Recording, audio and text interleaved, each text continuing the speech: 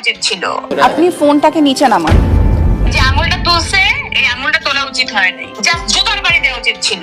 কুত্তার ওনার বাচ্চা বলতেও তো আমরা পারি না, কারণ এগুলাও একটা ক্যাটাগরি আছে, এগুলো সিস্টেম আছে জীবনে। ওদের জীবনে কোনো সিস্টেম নাই, ওরা মানুষের ক্যাটাগরিও না, জানোয়ারের ক্যাটাগরিও না, ওরা হচ্ছে জাস্ট শয়তান। কিছুদিন আগেই সিয়াম অভিনীত সিনেমা রাক্ষসের প্রিমিয়ামে গেছিল অবন্তী, সিয়ামের ওয়াইফ।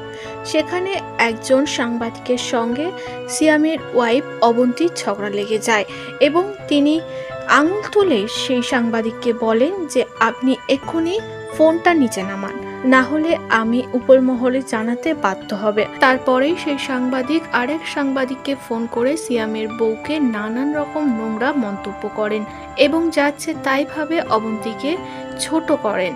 এই বিষয়ে এবার মুখ খুলেছেন বাংলাদেশ অভিনীত জনপ্রিয় অভিনেত্রী পরিমণি। পরিমণি জানান সিয়ামের বউ যেটা করেছে একদম সঠিক কাজ করেছে। এসব সাংবাদিকদের প্রথম থেকেই শায়েস্তা করা উচিত। এই মহিলা যদি আমার পাল্লায় পড়তো তাহলে ওকে আমি দেখে নিতাম, জুতিয়ে ওর মুখ সোজা করে দিতাম।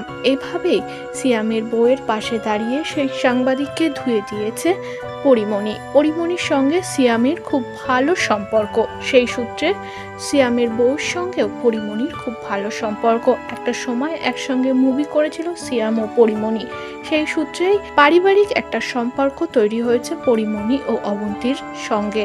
তাই তো অবন্তীর দুঃসময়ে পাশে দাঁড়ালেন অভিনেত্রী পরিমণি।